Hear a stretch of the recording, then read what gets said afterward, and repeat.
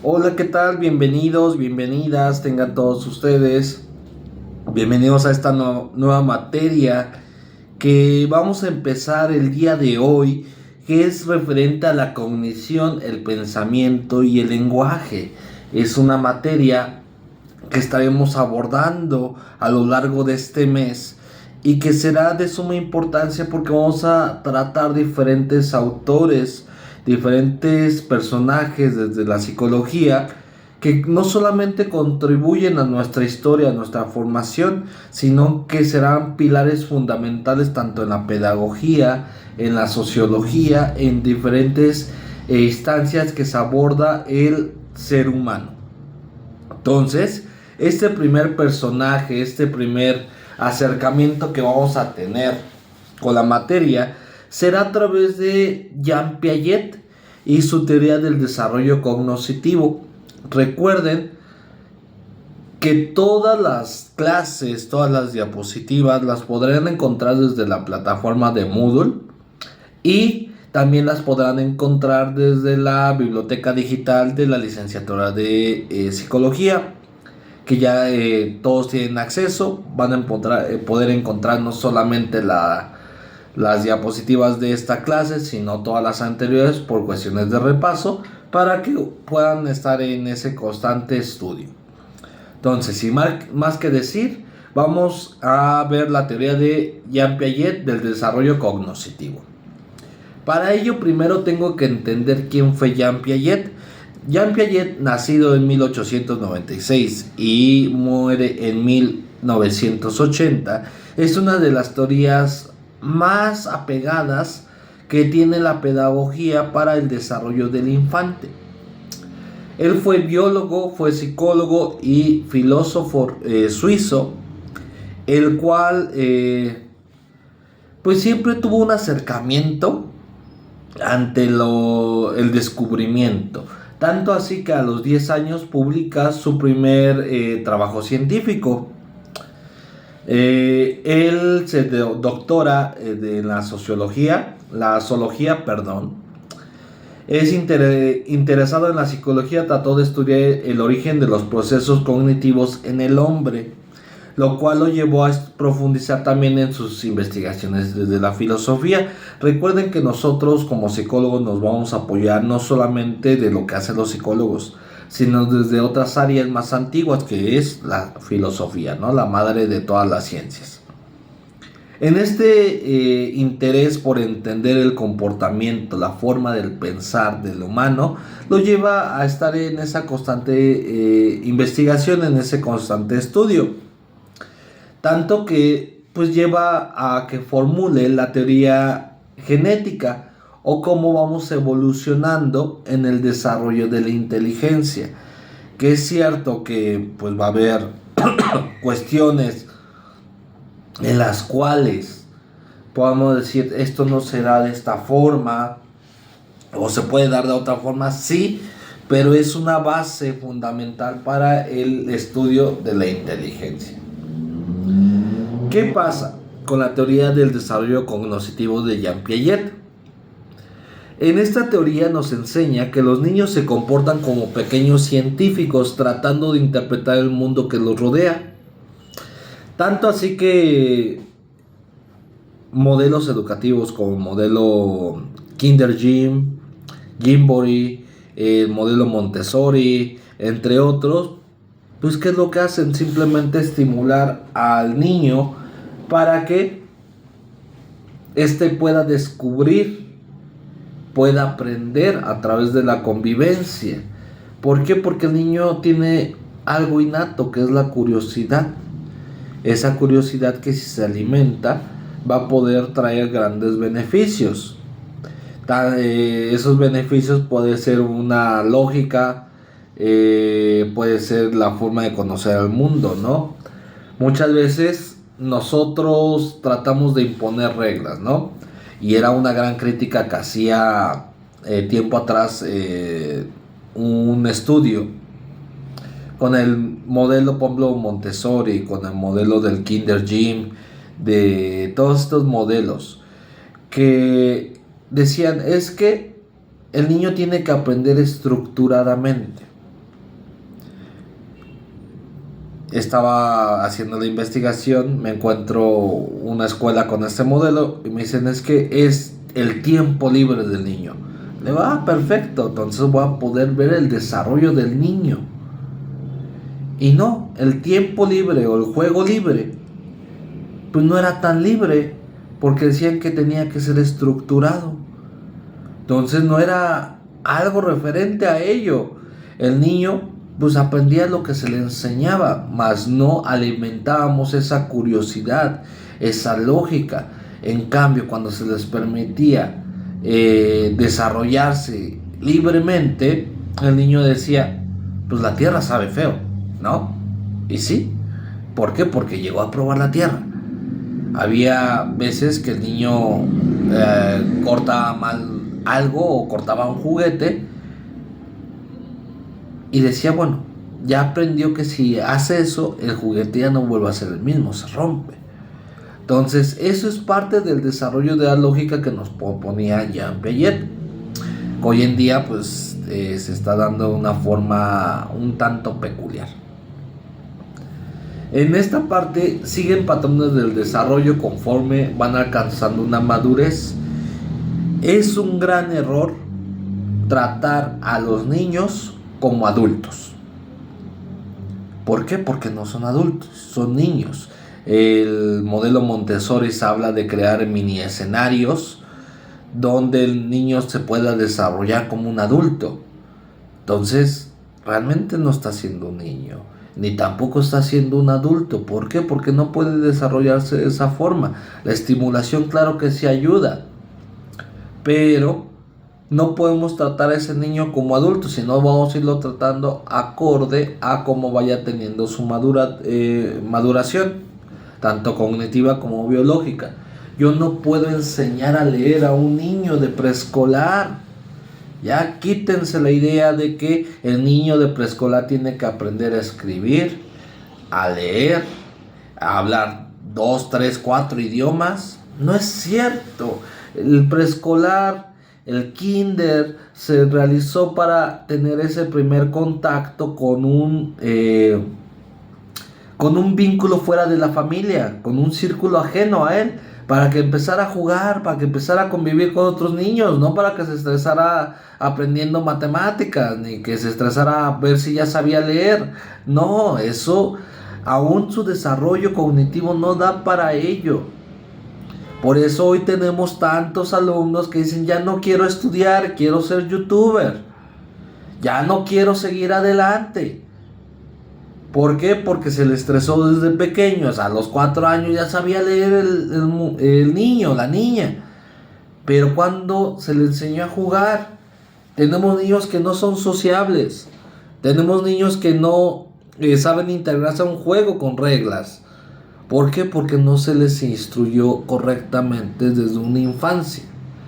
Entonces, es algo que proponía Piaget, que cada uno va a tener que hacer tareas específicas acorde a la edad de maduración en la cual estén viviendo. Y para esa desarrolla 4 etapas cognitivas. La primera, etapa sensorio-motora. 2, etapa preoperacional. 3, etapa de operaciones concretas. Y la última etapa de operaciones formales. En esas etapas tenía que haber un equilibrio entre la asimilación y la acomodación. Ese equilibrio va a también reducirse como una adaptación. Si yo no me adapto, lo decía Darwin, voy a morir, voy a desaparecer. Por eso hay tantas personas que no se adaptan a nuestra sociedad. Tenemos personas indigentes que no se adaptaron a una situación social, a reglas sociales, y por ende son marginados a la calle y nadie se acerca a ellos. ¿Qué pasa ahí? Simplemente tenemos que tener esa adaptación.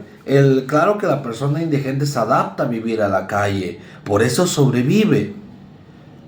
Pero cuando no podemos encontrar el porqué de las cosas, ¿para qué me va a servir?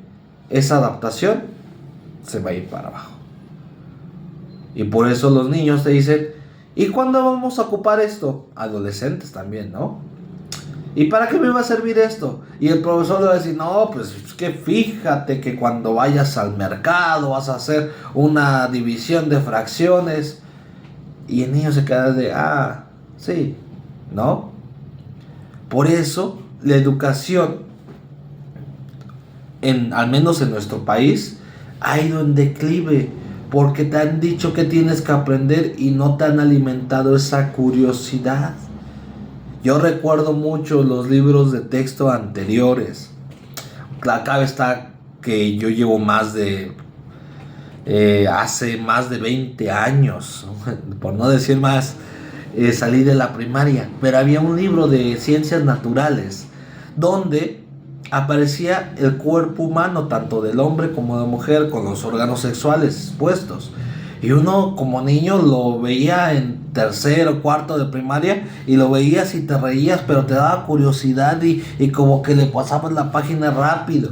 Sí, porque ese libro estaba diseñado para crear esa curiosidad. Hoy los libros que te ponen el cuerpo humano y te ponen al hombre y a la mujer con un pañal. Y no se habla sobre la sexualidad. Se habla de decir, ahí está. Y es opcional la clase. ¿Por qué? Claro está que en este estudio del desarrollo, pues se les decía a los docentes, es que tú puedes ir escogiendo las unidades que quieras ver. Pero no nos damos cuenta de todo lo que hay atrás de todo esto. Según Piaget, decía que el desarrollo cognitivo no solo consiste en cambios cuantitativos en actitudes y habilidades, sino también transformaciones de cómo se organiza el conocimiento. No es solamente deber irle sumando, ¿no? Es decir, no tienes que siempre sumarle en habilidades, en actitudes, en XY, sino que eso se fuera viendo de un modo que sea funcional, que se vuelva conocimiento. Por ejemplo, voy mucho a las matemáticas. En la primaria te hacían repetir 1 por 1, 1, 1 por 2, 2, y pasaban así años, y llegabas a sexto de primaria y tal vez tenías que repetir toda la tabla desde el 1 hasta el 8 para saber qué número era. ¿Qué pasa cuando salen de la primaria? Sabemos que en nuestro país el acto de reprobar es un acto que no está prohibido, pero es un papeleo enorme. Tanto que pues van pasando los alumnos como vayan saliendo. Llegan a secundaria y el pensamiento no se ha adaptado para hacerlo de una forma más automática. Llevan álgebra, llegan otras materias un poquito más complicadas con el uso de las matemáticas. Y ahí van, medio pasando o arrastrándolo. ¿Por qué? Porque el conocimiento previo aún no se logró cimentar de una forma correcta.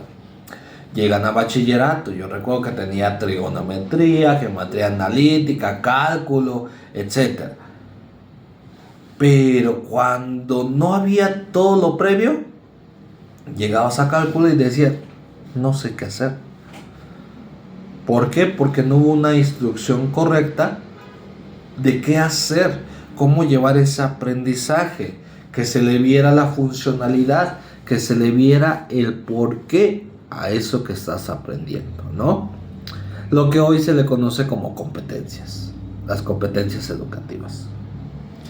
Es algo cierto que todos los niños tendrán que pasar todas estas etapas y no se puede omitir, al menos que haya una situación extraordinaria, una enfermedad, llámese autismo, llámese retraso mental, llámese síndrome de Down, que impida concretar ciertas, sí, pero en la normalidad tendrán que vivir estas etapas.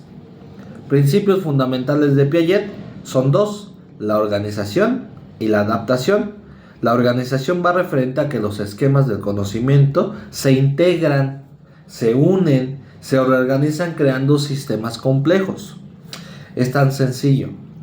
El niño, tú les das unas acuarelas o les das una pintura Vinci y empieza a agarrar un color, empieza a colorear, pero de repente ya no se le olvidó limpiar su pincel y agarra otro color y se da cuenta que combinando colores puede formar otro.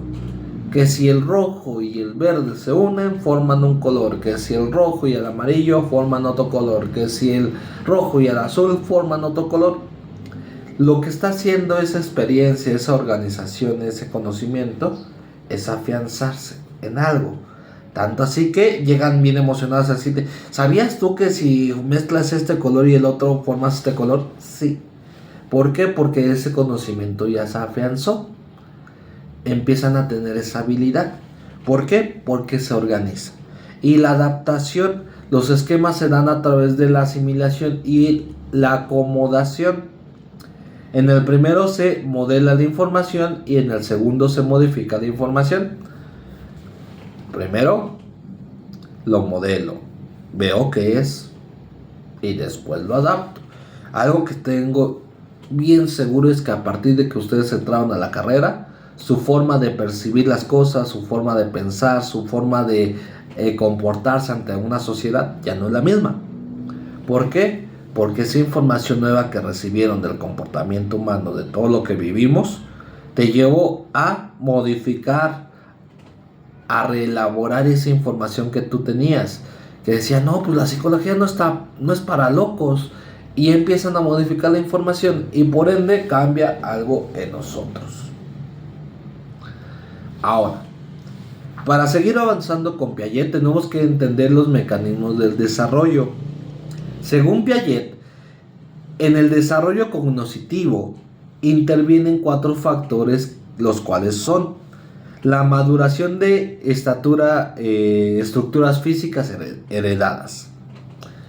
Nosotros estamos predispuestos a muchas situaciones porque tenemos una carga genética, porque tenemos una historia, porque por la forma de que nos criaron. Y no todos vamos a crecer de la misma forma, no todos vamos a tener estabilidad. Es claro que aquellas personas que vienen de padres estudiados seguramente logran obtener un título universitario por cuestión de herencia. Es bien cierto que la unión de 2 genes, tanto el cromosoma X y el Y o XXXY, que es la parte de ambos, de papá y mamá, hombre y mujer, o el espermatozoide y el óvulo, llevan una carga genética. Es algo que yo mencionaba en clases presenciales. Es que los jóvenes, los niños que van a nacer en estos años, ya van a venir con una carga genética, una parte del cromosoma ya adaptado para sobrevivir o tener mayor defensa ante el COVID.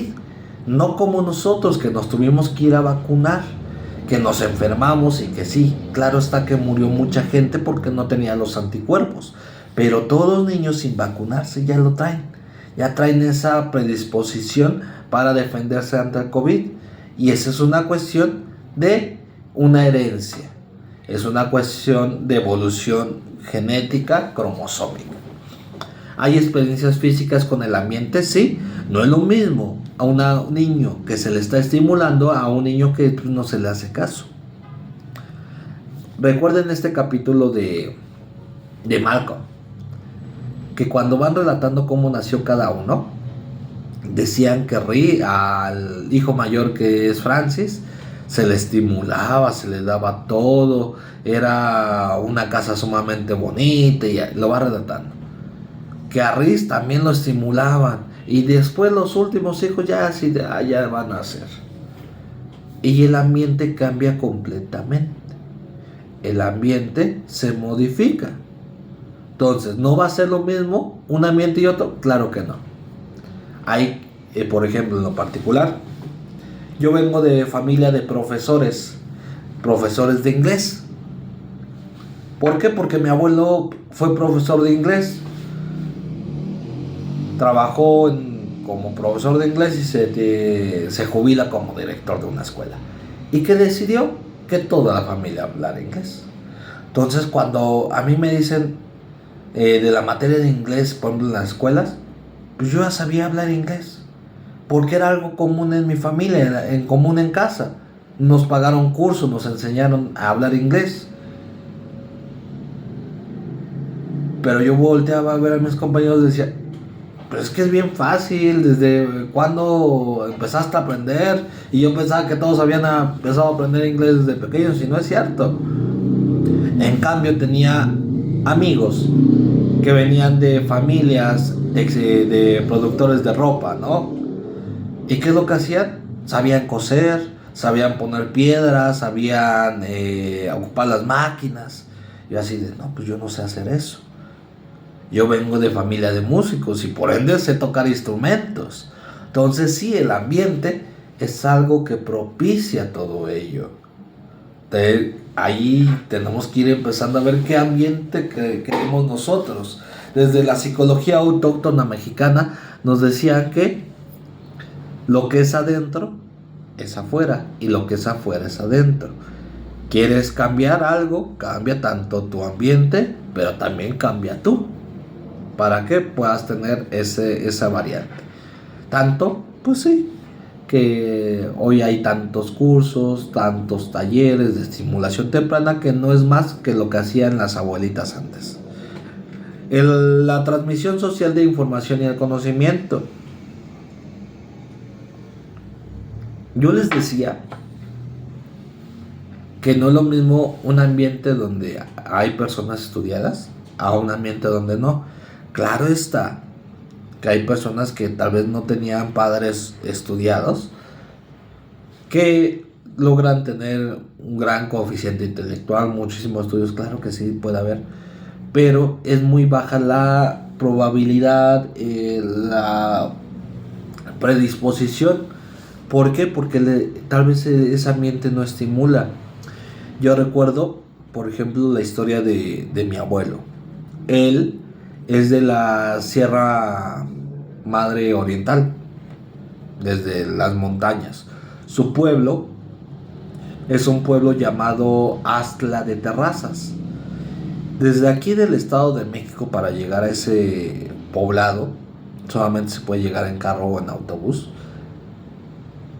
Son 10 horas, de las cuales al menos 5 son puras curvas. Vas dando curva, curva, curva, curva.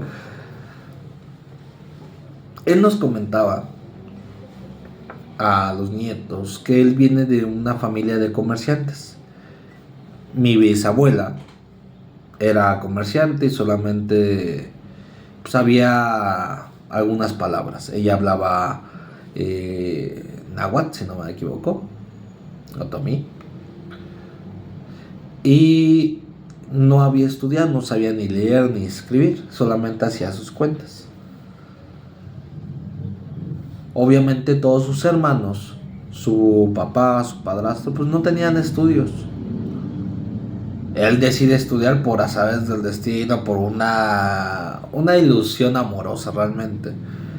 Pero decide estudiar y le decía su padrastro, no más hasta tercero de primaria, no más. Y él decía, no, pues que yo quiero estudiar porque quiero seguir con este amorío, ¿no? Y empieza a tener ese factor externo que le va apoyando a que siga sus estudios. Pero si no hubiese sido así, tal vez sus estudios no se hubieran dado. Y obviamente yo no existiría. Pero cuando yo digo, bueno, es que yo vengo de una familia tal vez donde no todos tenían título, ¿no? Porque sí, yo decía en ese tiempo, voy a ser el primero que va a dar el título universitario. Y no es cierto. Me entero que mi abuelo tenía o tiene una licenciatura y una maestría. Yo decía, no. Entonces le digo, voy viendo todo mi ambiente que sí los llevó a estudiar, los llevó a enfrentarnos a toda esta parte de educación. Y es ahí donde la transmisión de información se da. Tal vez no directamente, pero sí se está dando constantemente. Tengo alumnos cuando trabajaba, por ejemplo, en instituciones rurales, que decían, pues bueno, es que no quieren hablar, quieren dedicarse a otra cosa, o no quieren estudiar, porque no es algo que están acostumbrados, hasta que se presenta una idea. Una película muy padre para abordar este tema es la película de Radical. Si la pueden ver, la pueden encontrar en internet, esta de Eugenio Derbez. Pero es algo que ustedes pueden ir obteniendo a través de todo esto. Y al final el equilibrio. El equilibrio, la homeostasis, como le quieran llamar, es algo fundamental, dado a que de nada me sirve tener mucho conocimiento si no lo sé aplicar. Sé aplicarlo, sé muchas cosas empíricas, pero no tengo el conocimiento de cómo surge, pues hay un desequilibrio. Entonces lo más apto, tanto en la educación, en el aprendizaje, en todo ello, es tener un equilibrio, incluso en su vida. Si ustedes están mal en un área, claro que van a estar mal en las otras áreas. Entonces el equilibrio es fundamental. Ahora sí, empezamos con las etapas. La primera etapa que se había mencionado, que es la sensoriomotora, que se da desde el nacimiento hasta los 2 años. Es donde se aprende los esquemas de conducta, donde el niño empieza a tener este control sensitivo motor. Recuerden que cuando hablamos de sensación nos tenemos que remontar a sentidos: olfato, gusto, oído, vista y tacto, ¿no? Todos estos sentidos lo que hacen es recibir la información, y al recibir la información se decodifica a nivel cerebral y se da un significado a todo ello. Por eso a los niños les atrae las cosas ruidosas, les atrae lo rugoso, o vean todos los juguetes de los niños, incluso lo actual, ¿no?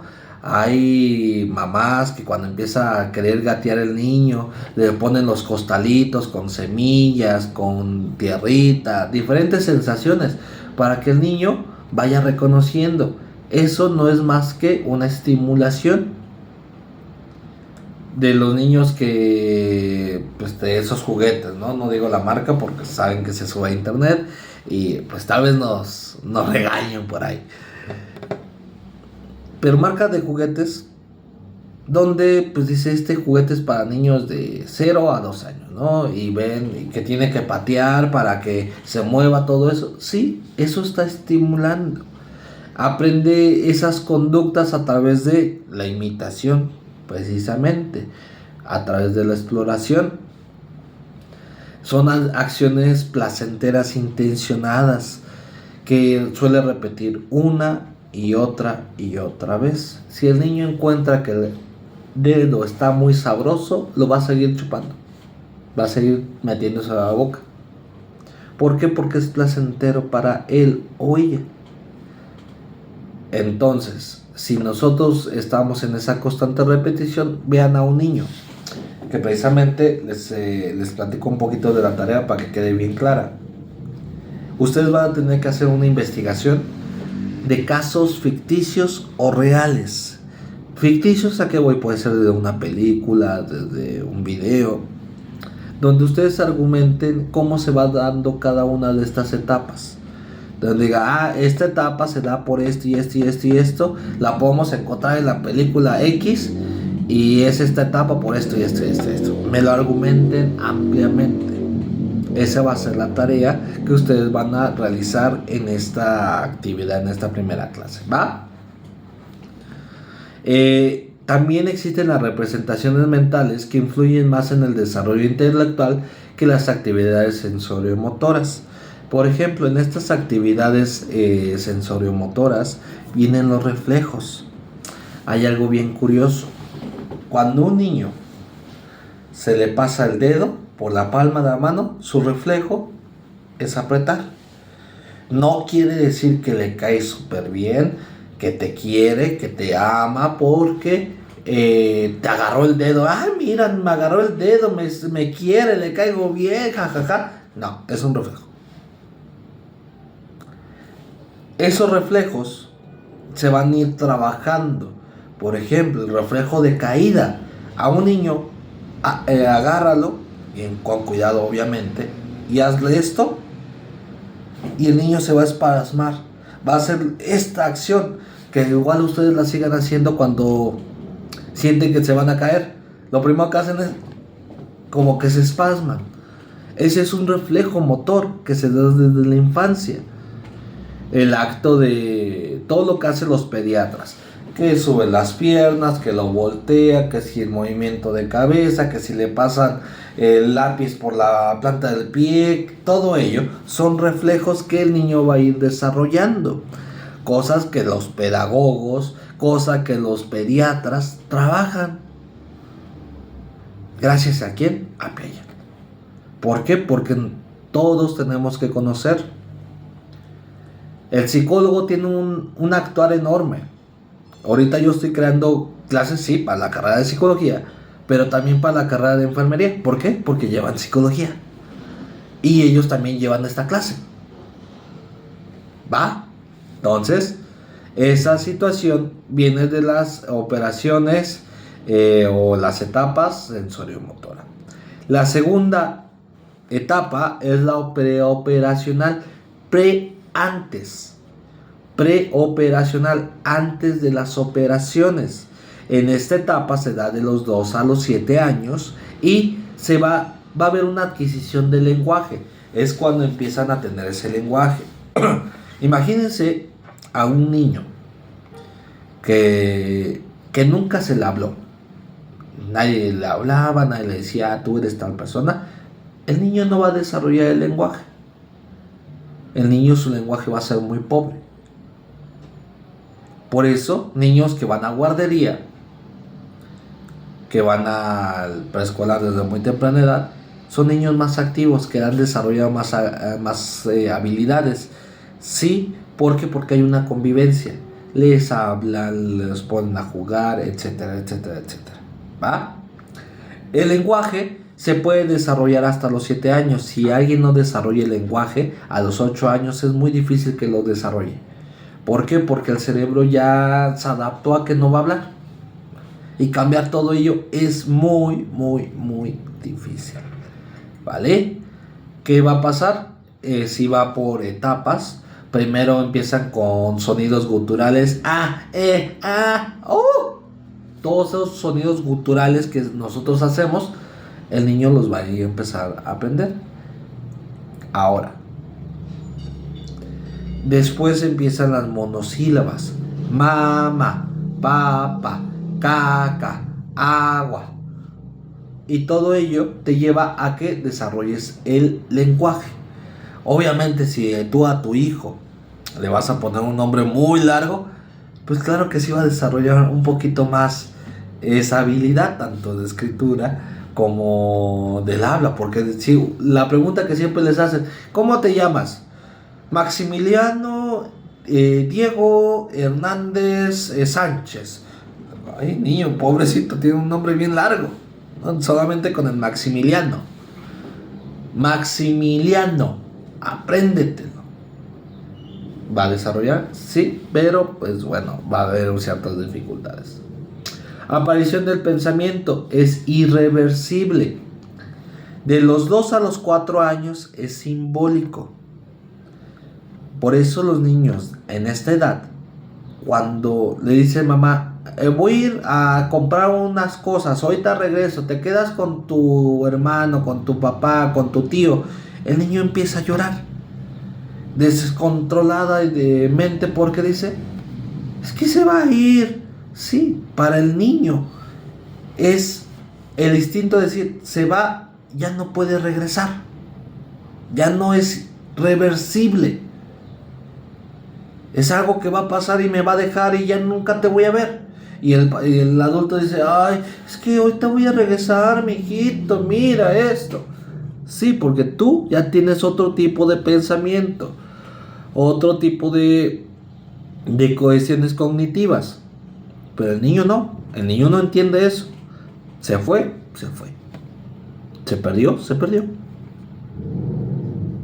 Por eso es simbólico.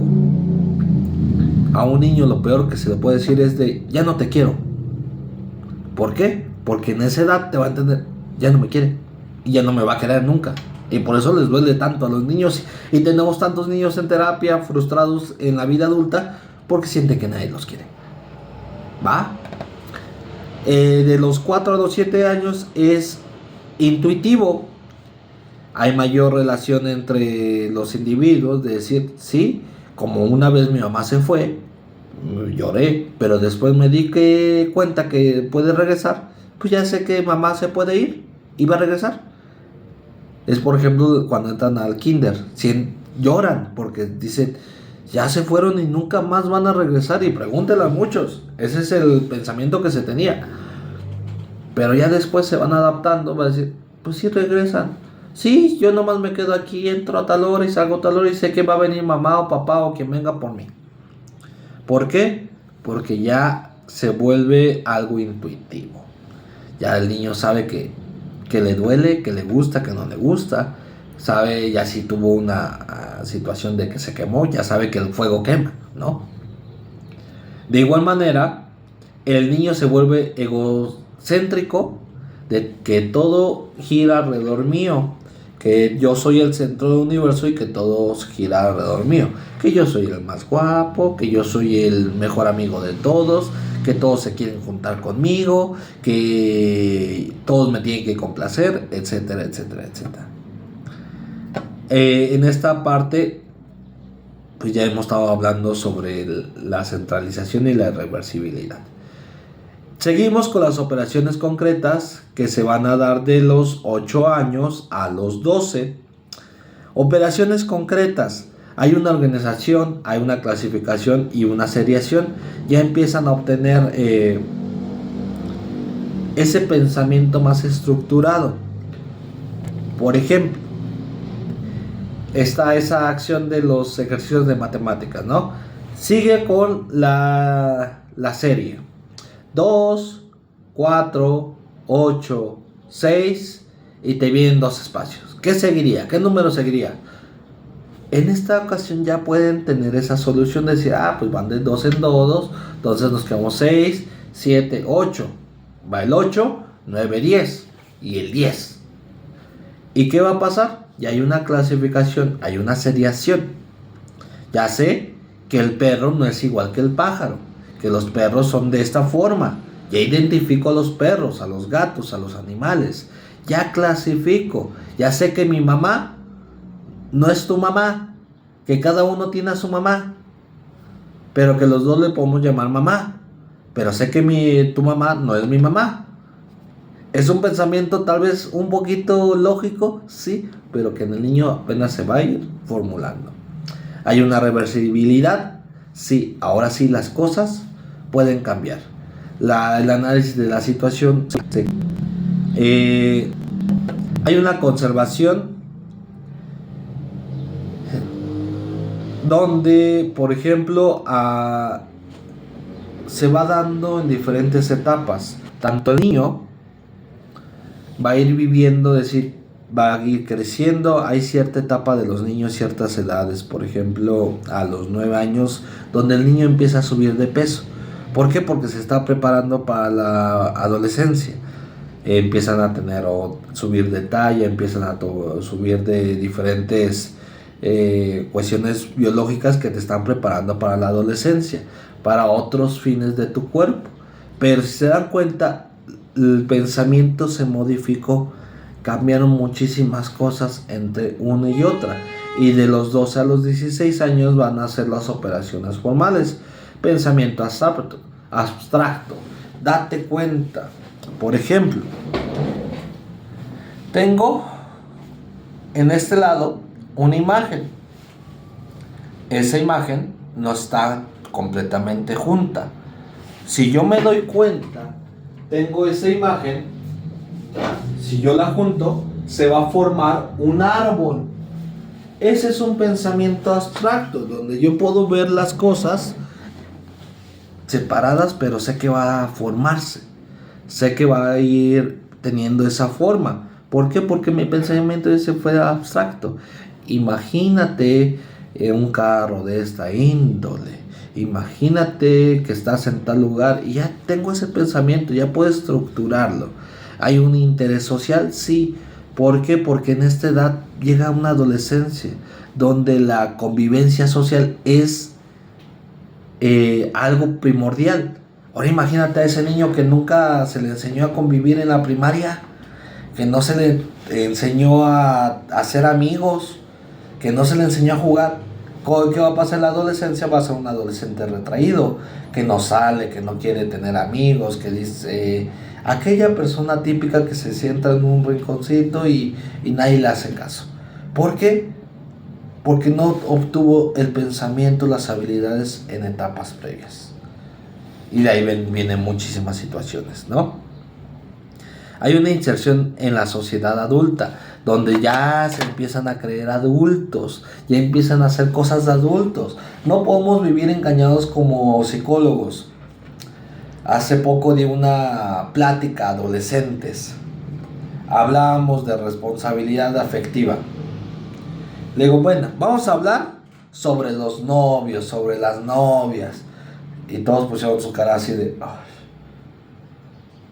Le digo, no, ni crean que los vengo a asustar. No les voy a enseñar una foto de cómo se ve el chancro, la gonorrea. No, porque no me interesa, eso ya lo saben.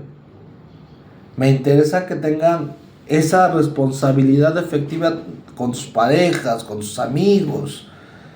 Luego yo sé que van a tener relaciones sexuales. Luego no me asusta. Lo que me asusta es de que no tengan esa responsabilidad. Y todos se quedan se ponen sus chistes, se ponen rojos. Sí, sé que están haciendo cosas de adultos, pero al final a cabo son cosas que hacen. Y no podemos vivir engañados de que ya no. Esta teoría salió hace más de 100 años. Ya se hablaba. Eran diferentes, sí. Pero al final a cabo, el adolescente empieza a beber, empieza a fumar, empieza a tener relaciones coitales, empieza a tener muchísimas situaciones. Entonces, vamos a ir introduciendo al adolescente a una vida adulta, ¿no? Tanto así que nuestra educación de bachillerato se le conoce también como la preparatoria. Te preparan para la vida futura, decían unos profesores. No es cierto. Te preparan para una cuestión académica, pero más allá no te instruyen de qué tienes que hacer, cómo hacerlo. Y es nuestra labor como psicólogos trabajar en todo ello. Hay una formulación de hipótesis. ¿Qué pasaría si? ¿Y si esto? ¿Y si aquello? Una confrontación de las posiciones intelectuales y culturales. Ya se preguntan por qué. ¿Y por qué lo tengo que hacer? Si yo no quiero hacerlo. Y empiezan a estudiar. Ahí tengo alumnos que se conocen el reglamento escolar así. Decía, no, que tú no puedes traer eso. No. En mi reglamento no dice eso. Dice que así. Sí. ¿Es cierto? Ya empieza a tener esa confrontación con aquellas autoridades. ¿Por qué? Porque tienen un intelecto que se sigue desarrollando. Obviamente en esa época el intelecto va referido a llevarte la contraria, a que yo goce. Entonces lo vamos trabajando. En esta parte sí, yo se los mencionaba. Cuando hablamos de Piaget tenemos que hablar de educación. No hay de otra.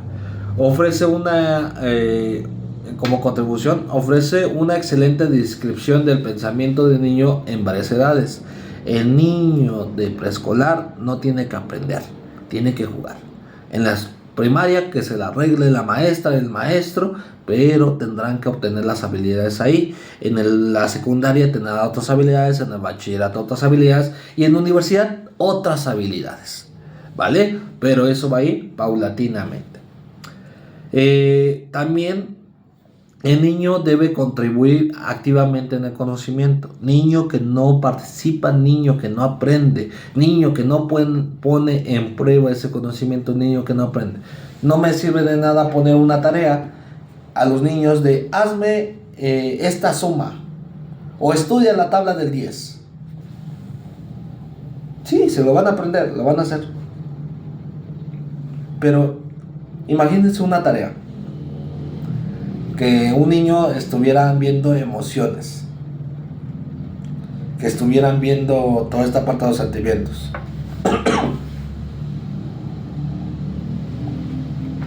Y le dijera, como tarea, vas a ver la película de Intensamente.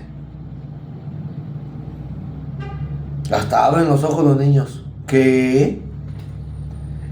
¿Y qué vamos a hacer, maestra?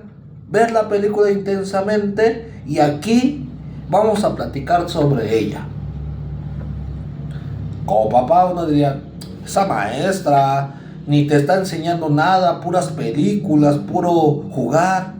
No, ese es hacer que el niño participe activamente, porque al otro día va a llegar el niño a relatar de qué hacía tristeza, qué pasó con felicidad, que si les gustaba que el enojo, y te van a relatar y aprendieron de emociones. Es diferente decir, vamos a aprender sobre la historia medieval de la Santa Inquisición.